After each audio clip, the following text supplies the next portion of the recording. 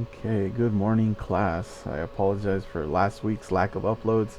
I had several doctor's appointments and I even had to schedule surgery. So, November 30th, I will be out and I might not post or be able to post a lecture that following Thursday. I believe that's going to be a Thursday.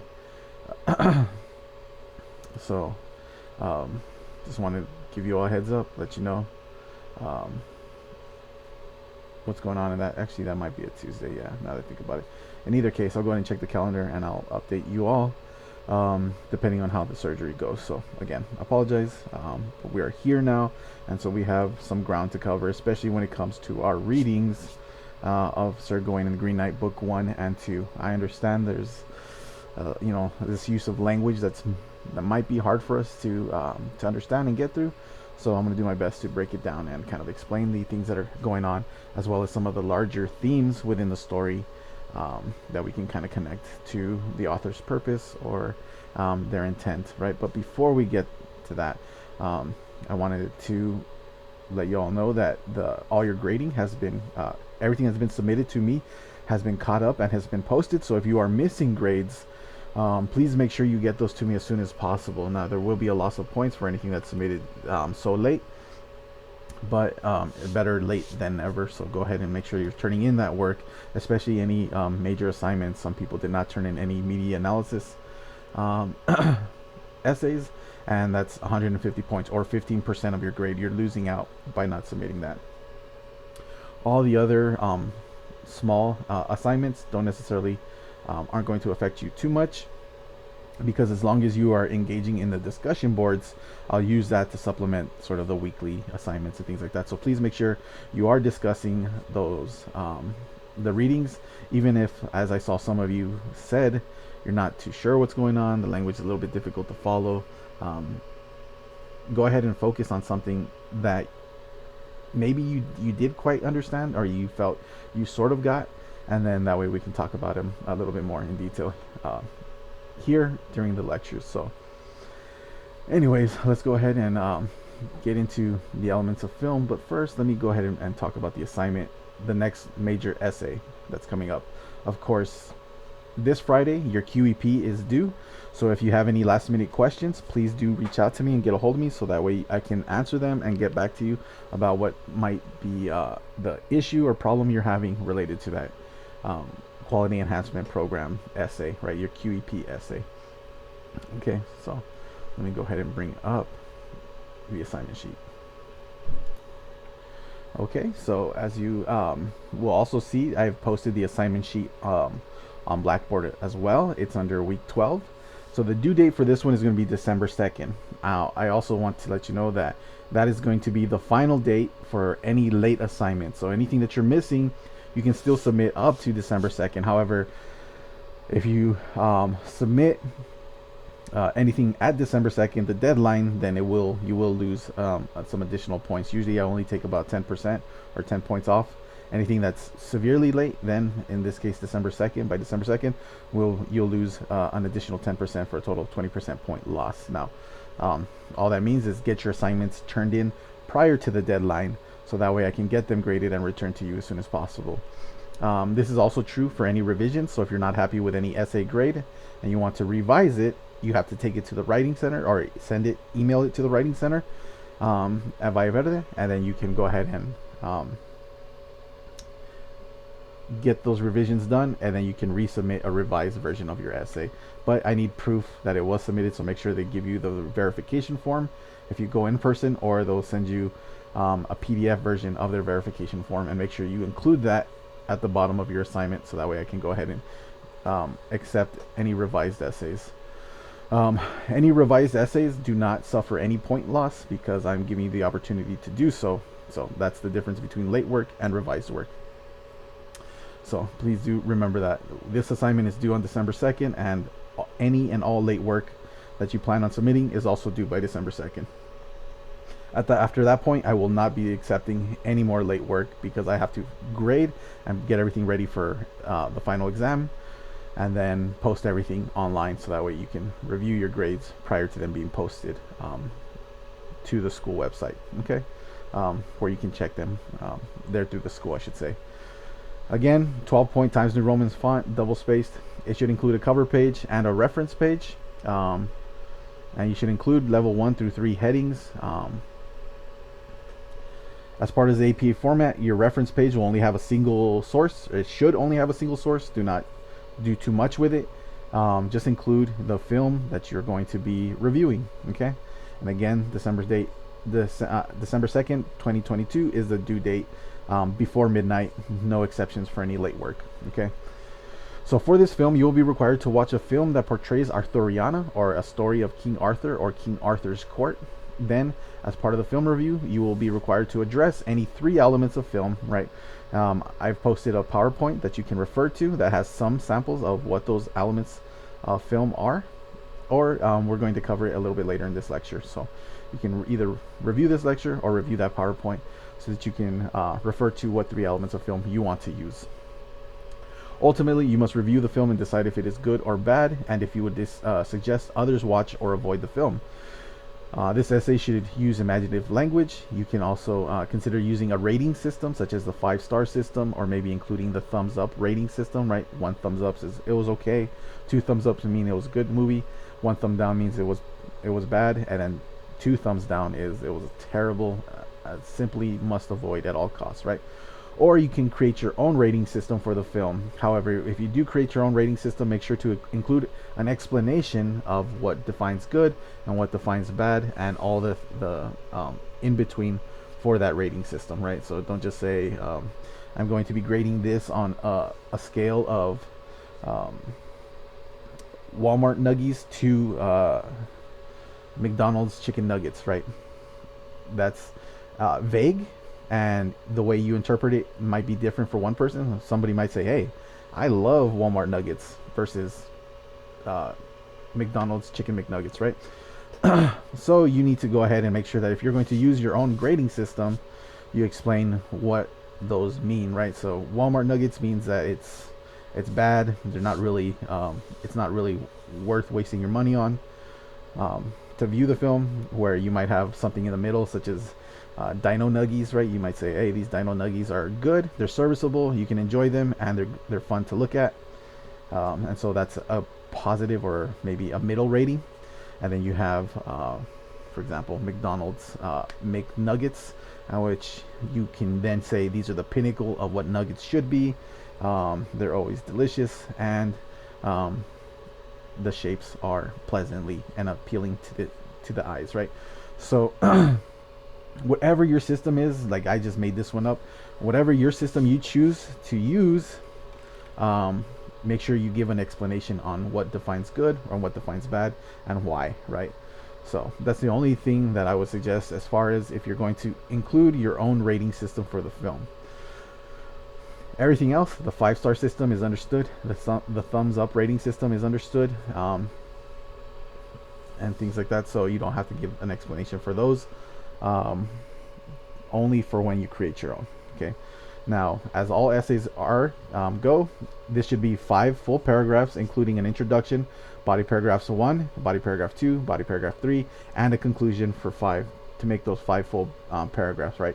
Each paragraph is worth 25 points, right? And so those of you that submitted your essays recently in the media analysis, and you were 1 paragraph short, you would see that I immediately deducted 25 points for that missing paragraph. So don't lose points, even if it's just part of an essay or part of a paragraph. You'll lose partial points for not having all of that paragraph in there, but it's better than not having it completely, because then you just immediately lose a fifth of the points. Now, with that being said, I'm sorry, actually it's a sixth of the points, because there's also 25 points that are going to be combined in your APA cover page and your reference page. So if you have an APA cover page but you don't have a reference page, you're still going to lose those points because you're not covering the expectations for APA. Okay, so make sure that you include a cover page and that reference page, and your reference page is cited correctly, including how we discuss author's last name, first initial, the year of publication, or in this case that the movie was released, followed by the company or studio that released that, and then If you use the streaming service, you're going to have to give them credit too, right? Whether it was Netflix, Hulu, HBO. It used to be called Go. I'm not sure what they call it now. HBO Go, or any of the other streaming services. You're going to have to give them credit, and if they don't provide a link, then you don't have to provide one. But if they do provide a link where you can view it, then make sure to include that link at the end. All right, so those are the technical aspects of what needs to be in it. And so here I do list some movies that you might consider watching. Right, so there's the 1963 film Disney adaptation of King Arthur, which is called The Sword in the Stone. Right, so this was 1963. It's animated, and it's since been like touched up and redone, and so it's not too terrible or hard on the eyes to watch. It's whimsical. It's a Disney film, so it's a little kooky, funny at times, and overall just enjoyable.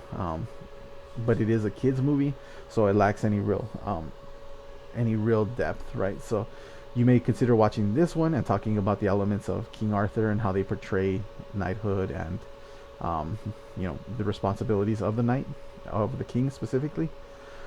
Or we have the a faithful retelling in 1973's version of Sir Gawain and the Green Knight. This was a British publication. I'm sorry, broadcast, and it's really how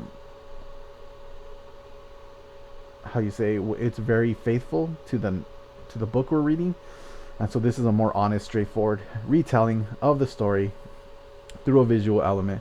It's even filmed in England, so it's a lot of the same scenes and areas that you might imagine the original book took place in. They're going to have a lot of that same landscape and scenery. So that's for the 1973 version.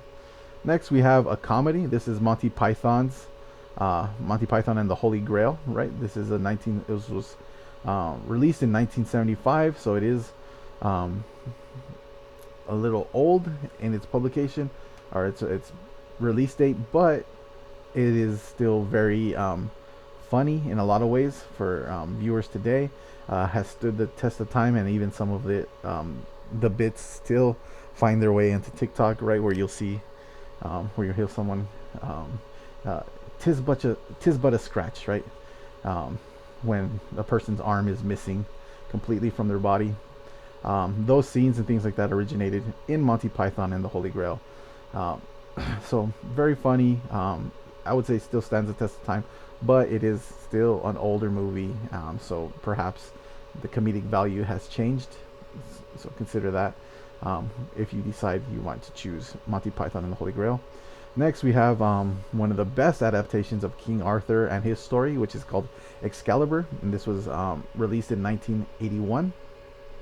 So while this doesn't depict much about the Green Knight, or anything about the Green Knight, I should say, there are some references to Gawain and the family, such as Morgan Le Fay, that we will find in Sir Gawain and the Green Knight.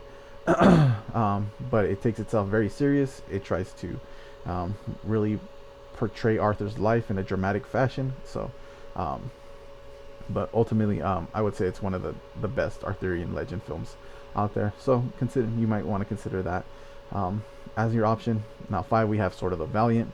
This is the Legend of Sir Gawain and the Green Knight. Was released in 1984. It's not necessarily a comedy, but there are elements of the film which are so cheesy and poorly done that you can't help but to laugh. For example, Sir Sean Connery, the late Sir Sean Connery, played the Green Knight himself, and in the scene where he is beheaded, he talks and he moves his head around, and you can see the quote unquote floor that his head is on, which is actually a cloth. You can see it moving with his head too. So so a little campy, a little cheesy, but that's kind of what, in my opinion, adds to the appeal to this movie. 6, we have The First Knight. This is with Richard Gere. It sort of covers Arthur in his late life, as well as the sort of trouble of his romantic life, right? The love triangle between him, Guinevere, and Lancelot. Not necessarily between Arthur and Lancelot, but Guinevere, who's married to the king, but is falling in love with Lancelot, right? So this is sort of a romance slash drama. You might consider watching. 7, we have King Arthur, Legend of the Sword. Now this is one of the newer retellings of the King Arthur story, right? Such as Excalibur, and they do a pretty good job. But the thing that it really does better than the other is the CGI and things like that, because these films up to this point don't really include any CGI. They use lighting and staging and things like that to try and create effects, but at least here you have more of that CGI and contemporary uh, film film and cinema tools that make it a little bit easier to watch. And that's the same for number 8, which is Sir Gawain and the Green Knight, the 2021. Now, as a disclaimer, there are adult themes, there's sex and um, bodily fluids, which are portrayed in here. So, while it's nothing overly graphic as far as the sex goes, there is some nudity. So please do consider that if you decide you want to watch this film. Aside from that, the pacing of the movie is rather slow, meaning that the action moves at a sort of slow pace, not very fast. But there's a lot of beautiful scenery and computer generated backgrounds that really sort of add to the whole the depth of the Arthurian legend, as well as sort of the art and understanding of what this movie in specific is trying to get across, right? So a lot of it is artistic, and there's a heavy emphasis on Christianity, but that's the same with the story in the book, right? So please consider that when you're choosing which of these films you might want to watch. Now, you will be responsible for watching the film, so it's up to you to find one that you can within your streaming services or whatever you have access to. If you do not have access to any specific streaming service or things like that, then I would suggest that you get a library membership, or even go to the EPCC library, where they have films that you can borrow or check out for a few days and things like that. So give yourself time, make sure that you watch this, maybe even watch whatever film you select a few times, so you have a better understanding of the things that are going on with it. But ultimately, you are responsible for watching one of these films. Now, it doesn't have to be one of these specific films. It can be another film. For example, there's a Yankee in King Arthur's Court, or a Kid in King Arthur's Court, which is a playoff, I believe, T.H. White's version of King Arthur, where a contemporary salesperson or person from today's time, or well, what was then the 1950s, gets transported back into King Arthur's court, right? And he takes with him the knowledge and science that he has of today to kind of rise up and be a knight in King Arthur's court. So, or I guess even a magician, I think, but it depends on the retelling.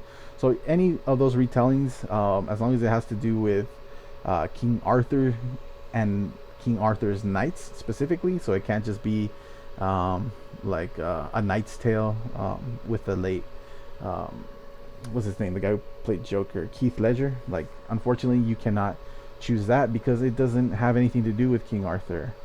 It talks about Chaucer and introduces the idea of Chaucer, but it's not related to King Arthur or the legend of King Arthur and any of his knights, where these films do cover that specifically. So again, whatever film you decide to, if it's not on this list, perhaps let me know ahead of time, so that way I can give you the okay, if you're not sure if that has to do with King Arthur or King Arthur's court. Okay, so that's the expectation. Again, you'll have the 4 weeks to complete this, and then it'll be due by December 2nd before midnight, which is a Friday. Okay, so let's go ahead and get back to the elements of film and media. Okay, so when we are talking about films, there's 3 technical categories, or 3 overarching categories that can be chosen from, right? One are the technical aspects of the film, the second is the narrative aspects of the film, and the third is going to be the visual aspects of the film, right? And so when we consider the technical aspects of the film, you're going to consider things like sound and music, right? Any sort of cuts, and organization, such as the structure of the storytelling. Do they begin at the beginning? Do they begin in the middle? Do they start at the end? And then do they work their way backwards, right? Then consider the language, right? How are they speaking? What sort of diction is being included? Are they trying to emulate the style of Britain or England, right? Especially at the time of the Knights. And then consider directing, right? The direction is going to have an overall theme or idea of what they want to portray within the film. And is the director, the way they have pasted out, or I'm sorry, not pasted out, but the way they have included scenes and storytelling, is this working towards the ultimate goal? And lastly, again, part of the cuts and organization, you could just call it editing, which is when they scene transition or when they include something in the middle of an overarching action or group of events. Why are they doing it this way? Why have they put something within something else? Or why are they suddenly cutting from one scene to another, right? That's going to be more of the technical aspects of the film and its organization. Then we have the narrative film elements. Okay, so when we think of the narrative film elements, we can talk about the overall theme or moral of the film. What is it that it's trying to specifically get across, and is this a positive or a negative sort of moral or theme? How does it affect the viewer in an emotional sense, right? Does it inspire a sense of guilt and regret, or does it inspire happiness and joy? Things like that, right? Why are they ending with this sort of message? What is the goal behind it? Next, we have the screenwriting, which is something that you can only really observe through the process of the whole story, right? Do they leave dialogue in a way that's incomplete or confusing, right? Do the way they interact, the actors on screen, does it seem natural, or does it work towards the emotions that they're trying to portray? If so, that's probably part of the screenwriting, right? They have to include dialogue, they have to include these sort of interactions to get you to a certain feeling or emotion, and if they do so successfully, that's going to be part of the screenwriter's effect or what they their goal, right?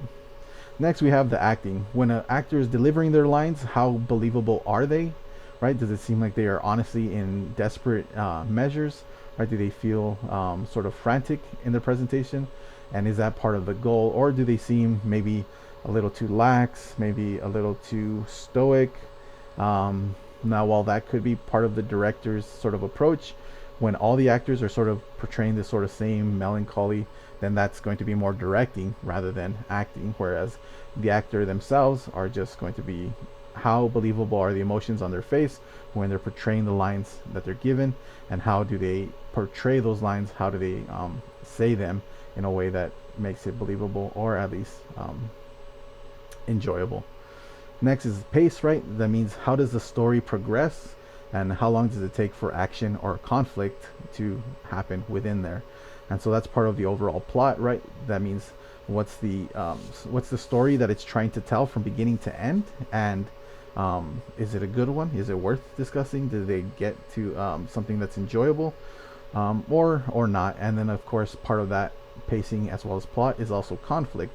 What are some of the climaxes of the conflict? What are some of the fight scenes, or some of the moments of verbal conflict, right, where they do this sort of jousting with language, and who comes out on top, and is that enjoyable as far as what the story is trying to tell you as a whole? Okay. And next we have the visual elements of the film, and very straightforward. This is things like lighting. How do they use light to create an effect or to create emphasis on a foreground or a background, right? Sometimes they want you to focus on something in the background. For example, in the 2021 version of Sir Gawain and the Green Knight, you'll notice that when they get to the Green Chapel, there's always this sort of yellow light coming from the background that gives this sort of like halo effect to it, which has implications towards the story. And then there's also a lot of scenes in that where it's almost too dark to even tell what's going on, right? It's obscuring the action because it's things that shouldn't be done in the light of day, or in a in a Christian sense, or in the eyes of God, right? So Consider how they're using lighting and for the purpose of emphasizing an object or scene, or to obscure action that is happening. Next, we have visual effects or CGI, right? So, what sort of explosions or special effects are included um, within the film as a whole? How do they come off? For example, in Monty Python and the Holy Grail, there's a scene where they eject some knights into this pit of death, and when they eject the knight, of course, you can just tell it's a dummy that they've thrown in the air that falls down a cliff.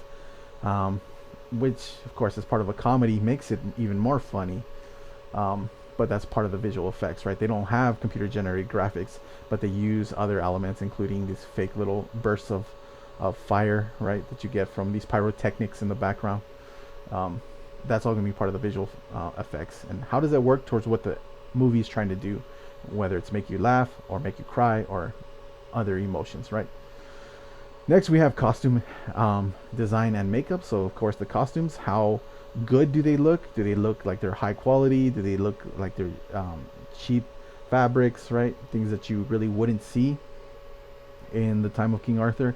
And how do they use makeup, right? Does that, for example, in all the previous to the 2000 versions of King Arthur, any sort of monster or Green Knight is going to literally have face paint to make them green, and it's kind of shoddy. It's not really great. You can tell that there's still the pink skin underneath their around their eyes, or maybe closer to their lips because they couldn't paint those areas, things like that. And so, how does this add or detract from the film as a whole? And then, lastly, set design. Right? What pieces do they use to fill out the castle? Do they use a backdrop, meaning a screen in the back that has been painted to look like an extension of a courtroom or things like that? Or do they use CGI to overlay this, or to overlay this sort of grand mountain range in the background? And how believable is it? How does it work towards your enjoyment towards the film? Is it good or bad, right? And so overall, your film reviews can be positive or negative. They don't have to be one or the other, but they should ultimately get to this one idea of, if I have reviewed this, I suggest you watch it or you do not watch this film, and here's why, right? So make sure it's personalized to you, that you use I, me, and my when you're referring to your opinions on these films. But be creative. Feel free to have fun with it. You don't necessarily have to be very professional or strict. Just let your personality kind of come through in the way that you decide to talk about these films, and that includes things like slang. And I will not be marking until versus till, because I want you to be honest, but try to avoid intentional misspellings, right? Like through versus drive through, right? So we have THROUGH, which is through, like I'm going through the tunnel. And then a lot of people will put through, THRU, as in a drive-through, and that's the only time it's spelled that way, is when we're referring to a drive-through. Now, it's slang, and that's how we communicate via text, but those sort of intentional misspellings of words are still not accurate to the word that needs to be used, so I would be counting those wrong. So again, feel free to use slang if it's intent, right? He was in his feels, but then explain what those feels were, right? He was feeling sad and confused because of the advances of Bertilac's wife, things like that. But try to make it as true to your personality as possible, because this is an area for you just to kind of have fun with the film review and present it in a way that's going to be entertaining for the reader, which would be in this case me, or if you wanted to share with anybody else, you wanted them to enjoy it just as much, right? So if you have any questions about the visual elements and media, please do reach out to me, so that way I can answer any of those questions that you might have. Don't wait too long, because the sooner you get it done, the more time you have to kind of like relax and unwind towards the end of the semester. With that being said, the only major assignment we will have next will be a quiz that I will post online, and that's going to be your final. I will make it available Monday morning at about 6 a.m. and then you have Monday through Thursday to complete that final at any time. So it can be any time of the day, just Monday 6 a.m. to Thursday before midnight. Um, all right, so that's pretty much covers that. All we really have left are to talk about some of the things of Sir Gawain and the Green Knight. So I'm going to give you a really